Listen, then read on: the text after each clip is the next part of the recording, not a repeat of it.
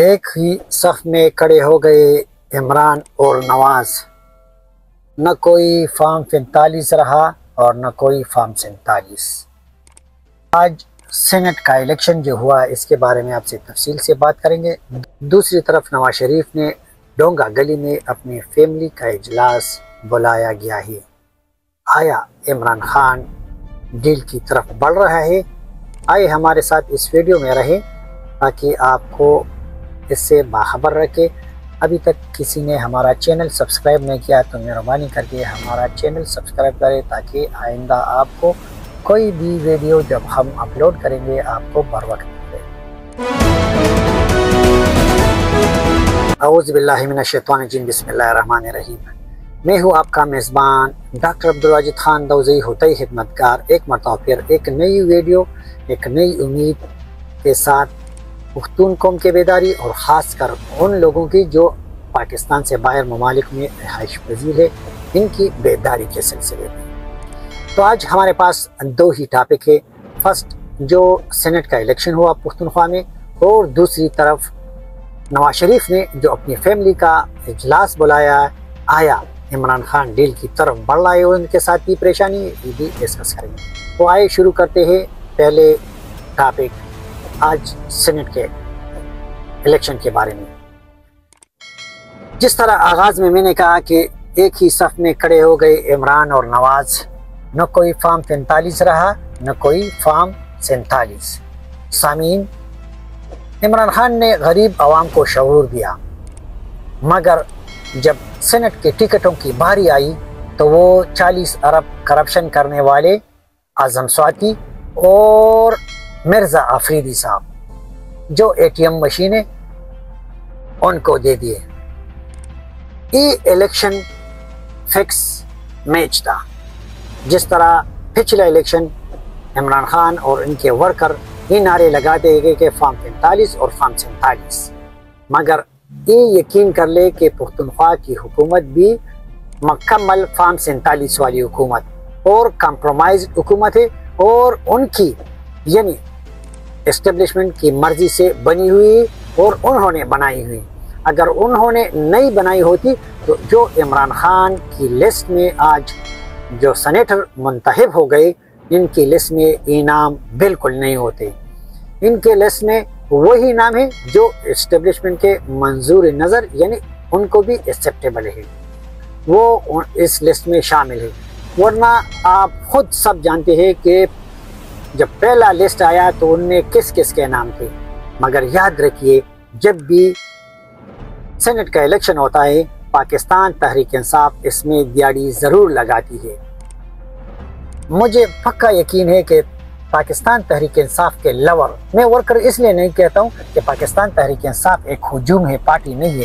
اگر پارٹی ہوتا تو پارٹی کا اپنا سٹرکچر ہوتا ہے، ان کا ولیج کونسل، یونین کونسل، تحصیل، ڈسٹرکٹ، ڈویژن، پروونشل، اس طرح اس کی کیبنٹ ہوتی ہے، اور جب بھی کوئی فیصلہ کرتے ہیں تو ان سب کی مشاورت سے صوبائی صدر اور مرکزی صدر پھر اس کو اناؤنس کرتے ہیں۔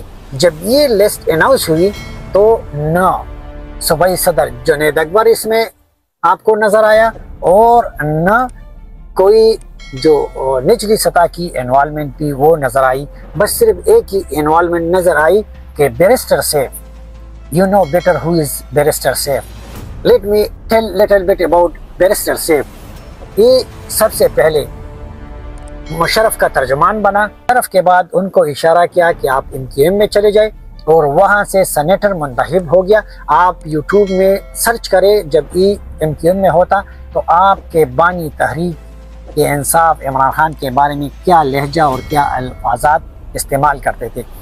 پھر جب ان کو اشارہ ملا پاکستان تحریک انصاف میں آیا، اور اس دوسری ٹینیور میں اس کو وہاں پہ مشیر یعنی وزیر کے برابر رکھا ہوا ہے۔ وہ صبح سویرے کسی وقت بھی اڈیالہ جیل میں جا کے ملاقات کرا سکتے ہیں۔ عرفان سلیم نے اس کو ٹھوٹ کہا۔ جب آپ سب لوگ اس بات سے مطمئن ہیں کہ یہ ٹھوٹ ہے، اور پھر بھی آپ کا اور آپ کی صوبائی حکومت کا وہ مشیر وزیر ہے، تو پھر سمجھے کہ آپ کی پارٹی میں آپ لوگوں کی کوئی اوقات نہیں ہے۔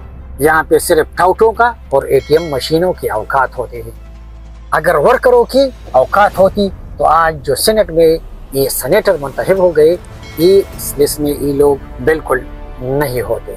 आज जो सेनेट का इलेक्शन हुआ इसकी डिटेल आपसे शेयर करते हैं। मुराद सईद ने सबसे ज़्यादा 26, फैसल जावेद ने 24, मिर्ज़ा अफरीदी ने 21, नूरुल हक कादरी ने 21, आज़म साती ने टेक्नोक्रेट की सीट पे 89 वोट हासिल किए।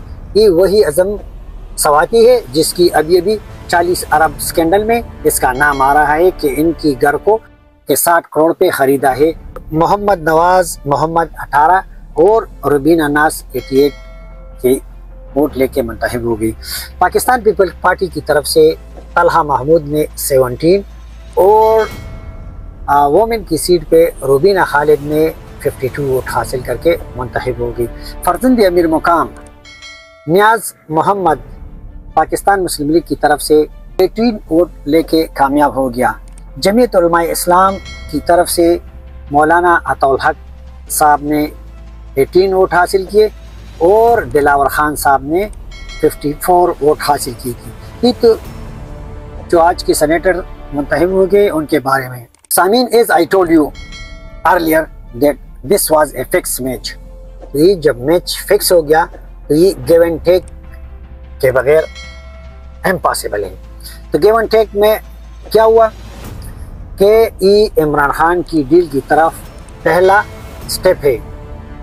पाकिस्तान तहरीक इंसाफ के वर्करों ने बहुत शोर मचाया। अगर उन दानों को, मैं उनको नादान इसलिए कहता हूँ कि कहते कि इमरान खान ने हमको शऊर दिया, आप लोग नादान हो। उन्होंने आप लोगों को शऊर दिया, मगर जब सेनेट के टिकट आते हैं तो फिर 40 अरब करप्शन वाले और ATM मशीन को दे देते। नहीं तो आप लोग वो में अगर शऊर होता तो इस इलेक्शन में जब लिस्ट आया उम्मीदवारों का तो उसी वक्त आप लोग पाकिस्तान तहरीक इंसाफ को खैरबाद कह देते। मैं सोशल मीडिया पे देख रहा हूँ सब लोगों ने वावेला मचाया है, मतलब इससे कुछ नहीं होता है। अमली स्टेप उठाए और पाकिस्तान तहरीक इंसाफ से लाताल्लुकी का ऐलान करे, क्योंकि तहरीक इंसाफ उसूलों की पार्टी नहीं है, उनकी कोई उसूल नहीं है, न उनकी तंजीमी ढांचा है। अगर ये सियासी पार्टी होता तो इनका तंजीमी ढांचा यानी सूबाई सदर जुनैद अकबर आप लोगों को इस इलेक्शन में नज़र आया? क्या उनसे मशावर की गई कि आपके सूबे में किस किस को टिकट दे दी और कौन कौन काबिल है और किस किस की कौन सी कुर्बानियाँ है पाकिस्तान तहरीक इंसाफ के लिए? मगर वर्करों की शऊर उनको ये इजाज़त नहीं देती कि अपने बानी से या पार्टी लीडरों से इसके बारे में वजाहत और पूछे। दूसरी तरफ आए नवाज शरीफ, उन्होंने डोंगा गली में अपनी फैमिली को बुलाया और गौर फिक्र शुरू कराया। किसके बारे में?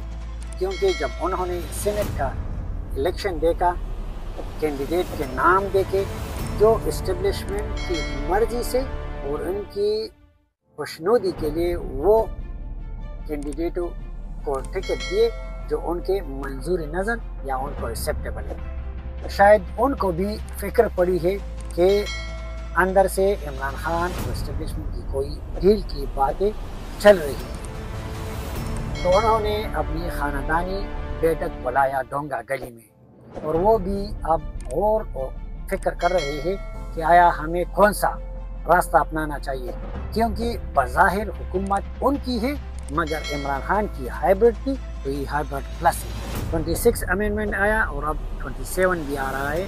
अभी तक मुस्लिम लीग नवाज की हुकूमत ने आवाम के लिए कुछ नहीं किया, सारे ही बोझ और बम आवाम पे गिराए जा रहे हैं और उनकी पार्टी उड़ गई है, यानी उनकी कोई मकबूलियत बाकी नहीं रही, तो उनको भी परेशानी लाहक हो गई और इसलिए उन्होंने ये बैठक बुलाया और वहाँ पे कुछ डिस्कशन की होगी कि अब हमें कौन सी रास्ता अपनाना चाहिए, वरना हम तो बिल्कुल तंग होने वाले हैं। दूसरी तरफ गंडापुर को आज आपने इलेक्शन में देखा किस तरह उन्होंने अपोजिशन के साथ हाथ मिलाया और अपने 92 मेंबर पार्लियामेंट पे उन्होंने एक सीट कुर्बान कर दिया और अपोजिशन को 52 के 5 और PTI के 6 सेनेटर मुंतखब करवाए गए। अगर वाकई ये लोग किसी के इशारे पे नहीं होते तो आज तहरीक इंसाफ का एक और सेनेटर भी मुंतखब हो जाता। नाज़रीन, वक्त का इंतज़ार करें, वक्त सब कुछ खुद ब खुद बता देता है। आया इमरान खान की डील प्री मेच्योर से मेच्योर स्टेप तक पहुंच जाएगा, ये भी आपको पता चल जाएगा, कुछ ही दिनों में सबको पता चल जाएगा। और दूसरी तरफ आज जो नवाज शरीफ ने अपनी फैमिली के बेटे को लाई है, वो का आइंदा का जो लाहेअमल है वो भी आप लोगों के सामने आ जाएगा। उम्मीद है आप लोगों को मेरी इलाज पसंद आई होगी। अगर पसंद है तो लाइक शेयर और अपने कीमती राय का इजहार कीजिए। हम आपकी राय को कदर की निगाह से देखते हैं। आपसे इजाज़त चाहते हैं। अल्लाह ताला हम सब का हामी और नासिर रहे। वस्सलाम, दफ़्ते पामान, पल्ला मस्पारा।